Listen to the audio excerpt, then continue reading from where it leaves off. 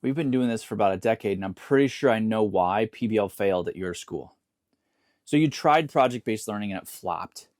Your learners didn't engage, test scores didn't go up, teachers were completely overwhelmed, parents, students were confused. So what's the conclusion? I guess PBL doesn't work here. Let's stop right there, because if PBL failed at your school, it's likely because one of these mistakes that even passionate, well-intentioned educators can make. So here's mistake number one that schools make with PBL. They treat it like a box to check. Like, we did a project, we had presentations, we did the PBL. But project-based learning isn't about a single day. It's not a moment. It's really a mindset. And to change mindsets, you need structure, training, and support. Without those, it will crumble and it will fail. And what gets blamed? Often it's PBL. It's the model, not the implementation or the lack of training. Because you really need time to develop the mindset around a PBL classroom. At a district in Indianapolis that we're working with, the district has about 16,000 students. We're starting with central office, and we've done 4 days of training around mindset and collaboration. How are we going to get this to integrate? We haven't even started talking about driving questions. That's the kind of extra additional time that you need at the leadership level and the teacher level to make this stick and to get the mindset. So you may have tried PBL, but if you haven't had time to think deeply and experience a learner-centered environment for yourself, you were behind before you even started. I'm sorry for that. The second mistake that passionate educators make is when starting PBL, you leave out community partners. You go through the process, you go through the 6 steps, but you don't get to experience the real benefit of PBL. The sweet sauce, the magic, is when you have community partners in your classroom. If you did a scenario project where kids pretend to do work that adults are doing, it's just not going to work out. And here's why. The problem starts at the very beginning with a psychological term called attunement. Attunement is simply the process of matching someone else's mood and demeanor, kind of like mirroring.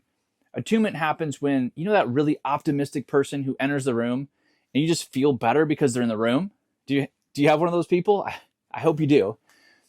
Maybe you relate more to the opposite effect of when in the teacher's lounge and someone's complaining, they walk in and it just drags you down.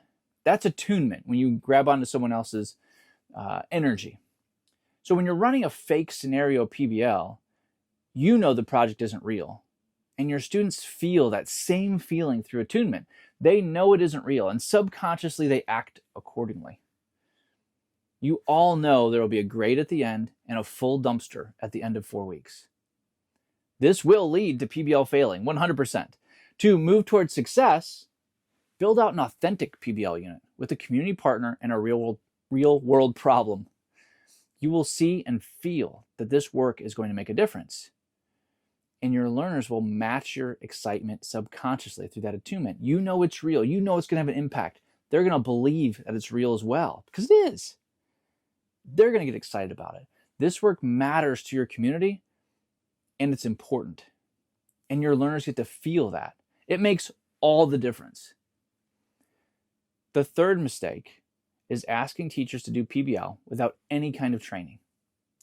As stated in mistake number 1, PBL is a mindset change.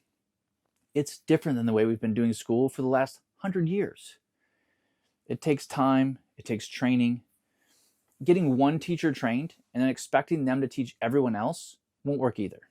We see that often. That teacher that just got trained is new, and now you want them to train people that have no idea of what PBL is yet. It doesn't work. If this was the path that your school walked with PBL, it likely failed.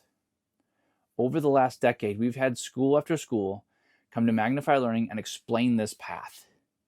You're not alone, and I want to tell you there's still hope. PBL is still the way you've always wanted to teach. You just need the right guide. I'd like to start by giving you a free ebook copy of my book, PBL Simplified. Along with the 6 steps of PBL to get you started with the logistics and the process, you get real-life classroom stories of wins, fails, and next steps. Because it won't be a perfect journey. I'm just going to tell you that the journey's worth it. Let me tell you about a school that almost gave up on PBL. I'm so glad they didn't. The first year, not so good. They were making those first 3 mistakes just about 1, 2, 3. Teachers were overwhelmed. Learners weren't collaborating. Parents were confused. They nearly scrapped the whole thing. But then leadership slowed down. They invested in professional development for teachers and the leadership team. They created shared planning times. They brought in community partners. They brought in coaching. Year 2, everything changed. Learner engagement went up. Academic outcomes improved. Teachers said, this is why I got into education. Same school, same learners, different support.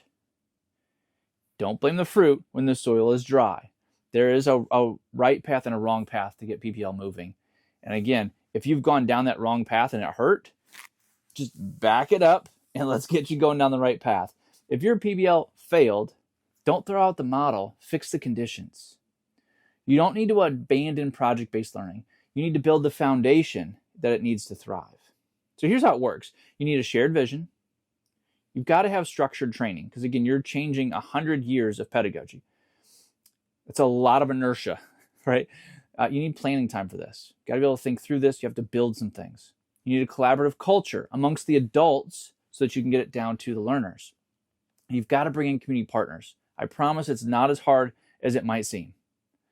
With the right supports, PBL doesn't just work, it transforms your school because it gives you what no worksheet can. It gives you engaged learners, purpose-driven teachers, and results that last.